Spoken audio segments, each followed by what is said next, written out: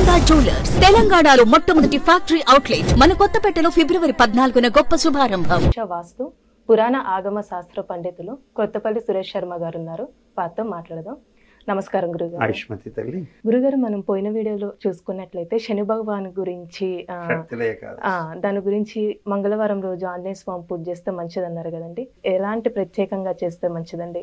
అంటే అప్పుడు ఆ వీడియోలో నేను చెప్పింది ఏంటంటే, నవగ్రహ బాధల్ని సమర్థంగా తొలగించగలిగింది. అంటే మీతో నేను గతంలో చెప్పిన వీడియోలో చెప్పిన నాకు గుర్తున్నది ఏంటంటే, సంపూర్ణంగా గ్రహ బాధల్ని నివారించగలిగినటువంటి ఒక ప్రత్యక్ష దైవాలు ఎవరు అంటే, మీరు చూస్తే ఈశ్వరుడికి అభిషేకాలు నిత్యం చేసుకునే వాళ్ళకి నవగ్రహ బాధలు చాలా వరకు తగ్గిపోతాయి. సెకండ్ వన్, ఎవరైతే నిత్యం రామాయణం చదువుకుంటూ హనుమాన్ చాలీసా చదువుకుంటూ సుందరకాండ చదువుతారో వాళ్ళకి చాలా వరకు గ్రహ బాధలు తగ్గిపోతాయి. మూడవది ఏంటంటే అమ్మవారు. ఎవరైతే శ్రీదేవి ఉపాసకులు అవుతారో, దేవి ఉపాసకులు, ఖచ్చితంగా వాళ్ళ మీద ఈ యొక్క ప్రభావం తగ్గిపోతాయి. సో ఈ మూడిటితో పాటు మరొక ఇద్దరు దేవతలు సమర్థవంతంగా ఈ గ్రహ బాధలను తగ్గించగలరు. ఒకరు యొక్క వల్లీదేవ సేనాసమే సుబ్రహ్మణ్యేశ్వర స్వామి వారు. సుబ్రహ్మణ్యేశ్వర స్వామి స్కాంద పురాణంలోని రుణుమోచక అంగారక స్తోత్ర ఘట్టం కానీ, లేదు సర్వదేవత తీర్థ ప్రశంస క్షేత్ర ప్రశంసలు కానీ చదువుకుంటే మంచిది. అవి అవైలబిలిటీలో ఉండవు కాబట్టి సుబ్రహ్మణ్య స్వామికి దండం పెట్టుకోవచ్చు. కానీ అందరికంటే పవర్ఫుల్ ఈశ్వరుడు, ఇందాక చెప్పాను కదా. సో గురు దత్తాత్రేయ స్వామి వారు కూడా అద్భుతమైన ఫలితాలు ఇస్తారు. 5వ దేవత. దత్తాత్రేయ ఆరాధకులకైతే ఇక్కడ చిన్న బాధ ఏంటంటే, దత్తుని ఆరాధించే వాళ్ళకి తెలియకుండా ఏమవుతాయంటే, ఇక మరు జన్మ ఉండదు కాబట్టి తొందరగా కష్టాలు వచ్చేస్తాయి.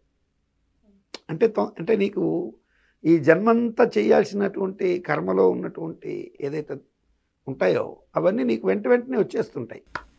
నీకు అవి వెంటనే వచ్చేసరికి నువ్వేమనుకుంటావు, ఏమో ఇదేంట్రా దత్తాత్రేయ స్వామి పూజ చేయగానే అన్నీ నాకు వెంటనే వచ్చేస్తాయి, కష్టాలు తట్టుకోలేకపోతున్నాను. కానీ వాస్తవంగా వాటికంతా పరిష్కారం కూడా దత్తస్వామి చూపిస్తారు, అందులో అనుమానం అయితే లేదు. కానీ ఆ ఓర్పు మనకు ఉండదు కాబట్టి దత్తాత్రేయ స్వామి జోలికి ఎవరు. వాస్తవంగా శ్రీ గురు దత్తాత్రేయ క్షేత్రం అద్భుతమైన క్షేత్రం. మన అందరూ ఎవరిని అడిగినా ఏం చెప్తారంటే, మన గాన్గాపూర్ ఒకటి, నరసోబావాడి ఒకటి, శ్రీరంగనాథ క్షేత్రం కింద చెప్తా, మన దత్తాక్షేత్ర నృసింహ సరస్వతి స్వామివారు ఇవి చెప్తారు. కానీ కన్యాకుమారి నుంచి త్రివేంద్రం వెళ్ళేటువంటి మార్గంలో సుచీంద్రం అని ఒక అద్భుతమైనటువంటి క్షేత్రం ఉంది. అక్కడ దత్తుడు శ్రీ దత్తాత్రేయ స్వామి వారు లింగ రూపంలో ఉంటారు కాబట్టి శివాలయం అనుకుంటారు. కానీ అది శ్రీదత్త క్షేత్రం అని చాలా గొప్పగా, దీని గురించి మనకి కీర్తిశేషులు పౌరాణిక సార్వభౌమ మల్లాది చంద్రశేఖర శాస్త్రి గురువారు కూడా చెప్పారు. భారతంలో లింగ రూపంలో ఉంటారు. కానీ అది గురు దత్తాత్రేయ క్షేత్రం, అద్భుతమైన క్షేత్రం. ఎవరైనా సరే అయ్యప్ప స్వామి దీక్షలో వెళ్ళేవాళ్ళు కావచ్చు, యాత్రలకు వెళ్ళేవాళ్ళు తప్పనిసరి కన్యాకుమారి వెళ్తే మరుచిపోకుండా చూడాల్సిన క్షేత్రం ఏదైనా ఉంటే సుచీంద్రం అన్నమాట. ఆ సుచీంద్రము వెళితే సకల శుభాలు కలుగుతాయి. సో అక్కడికి వెళ్ళి దత్తాత్రేయ స్వామి వారిని దర్శించుకొని రావడం మంచిది. అయితే ఇప్పుడు ఆంజనేయ స్వామికి మంగళవారం వచ్చింది కదా, దీనికి మంగళవారం ఆంజనేయ స్వామి చేసుకోవచ్చు అంటే ప్రత్యేకంగా చేసుకోవచ్చు. కానీ స్వామి హనుమ అనుగ్రహాన్ని పరిపూర్ణంగా పొందాలంటే హనుమకి ముఖ్యమైనటువంటిది. స్వామి హనుమంతుల వారికి అత్యంత ప్రీతిపాత్రం ఏంటి అని అడిగితే నీకు తెలిసిన వరకు నువ్వేం చెప్తావు? రాముల వారికి ఆయన అంటే ఇష్టం. రామనామం చెప్తే ఆయన అక్కడ ఉంటాడు. నేను చెప్పడం కాదు, మంత్రం కూడా అదే చెప్తుంది. ఏం చెప్తుంది?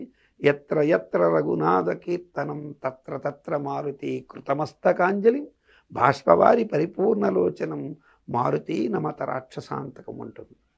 అటువంటి స్వామి హనుమ నెక్స్ట్ మనకి మాఘమాసం అయిపోయిన తర్వాత పాల్గొన మాసం వస్తుంది. సో ఈ పాల్గొన మాసంలో ఇదొక ప్రత్యేకంగా మన ప్రేక్షకుల కోసం నేను ముందుగా చెప్తున్నాను. ఈనాడు మనం మంగళవారం వచ్చింది, షట్టిల ఏకాదశి రోజు స్వామిని హనుమని పూజించుకుంటాం. కానీ ప్రత్యేకించి పాల్గొన మాసంలో శుక్లపక్షంలో త్రయోదశి నాడు స్వామి రామకార్యార్థమై లంకలో కాలు పెట్టిన రోజు. మొట్టమొదట లంకలోకి వెళ్ళి ఆ లంకిని చంపి లోపలికి వెళ్ళినటువంటి రోజు. లంకినికి విమోచన కల్పించి ఆమె చెప్పింది, అయ్యా లంకకు చేటు మూడింది కాబట్టి నీవు రాజమార్గంలో పొమ్మంటే రాజమార్గంలో వెళ్ళడు ఆయన. శత్రువు ఇంటిలో ఎడంకాలు పెట్టాలంటారు.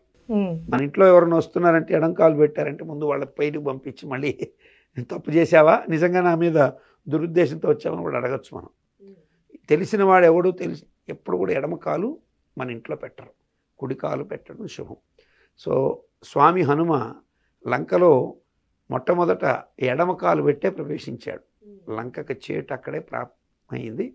సో ఆ పాల్గొన శుక్ల త్రయోదశి రోజున స్వామివారికి మీరు శ్రీరామచంద్రుని గురించి రామరక్షా స్తోత్రం చదివి, సుందరకాండ ఘట్టం చదివి, ఆ సీతమ్మ యొక్క అశోక వృక్షం కింద ఉన్నటువంటి ఆమె యొక్క బాధని, వర్ణనాతీతమైన బాధను కొంచెం వివరించి, స్వామి హనుమ ఉపశమన వాక్కుల గురించి చెప్పేటువంటి ఆ సుందరకాండ కనుక చదువుకున్నా, లేదా లంకాదహన ఘట్టం చదువుకున్నా, నిస్సంశయంగా స్వామి హనుమతో వారి జీవితంలో శత్రుబాధలు పోతాయి.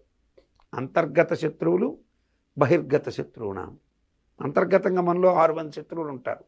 ఈ అంతర్గత శత్రువులు ఎవరయ్యా అంటే కామ, క్రోధ, లోభ, మోహ, మదమాశ్చర్యాలు 6. బహిర్గతంగా శత్రువులు చాలామంది ఉంటారు. మన ఎదురుగుండానే మనతో నవ్వుతూనే హితశత్రువులు అంటారు. మీ గురించి బాగా తెలుసుకొని మీతో బాగా మాట్లాడి పలానా ఆయన గురించి ఏదో ఒక ఒపీనియన్ తీసుకొని అక్కడికి వెళ్ళి మీ గురించి చెడుగా చెప్పడం, మిమ్మల్ని వాళ్ళకి విరోధం చేయడం, వీళ్ళని హితశత్రువులు అంటారు. ఎదురుగుండా వచ్చే శత్రువుని నమ్మవచ్చు కానీ హితశత్రువుని నమ్మరాదు. కాబట్టి ఇటువంటి హితశత్రువులు, బహిర్గత శత్రువులు, ఇటువంటి శత్రుబాధ ఉపశమనం కలుగుతుంది. కాబట్టి రానున్నటువంటి పాల్గొన శుక్ల త్రయోదశి రాజు స్వామివారికి ప్రీతిగా చక్కగా తమలపాకులతోనూ సింధూరంతోనూ స్వామిని అర్చించి, హనుమాన్ చాలీస కూడా చదివి, సుందరకాండ లాంటివి చదివి, రామరక్షా స్తోత్రం చదువుకొని, వీలైతే హనుమద్ లాంగోల స్తోత్రం కూడా చదివి, హనుమత్ బడబాణల స్తోత్రం కూడా చదువుకుంటే ఆనాడు అన్ని శుభాలు కలుగుతాయి. ఆ కలిగినటువంటి శుభ ఫలితం వారికి మంచి శుభాలను ఇచ్చేదానికి కారణభూతమవుతుంది. కాబట్టి ఇది మీరు పాల్గొన శుక్ల త్రయోదశి రోజున మన ప్రేక్షకులు ఇలా శ్రీరామ చరిత్ర చదువుకోవడం మంచిదని నా ఉద్దేశం. చాలా చక్కగా తెలియజేశారు గురుగారు. ధన్యవాదాలండి.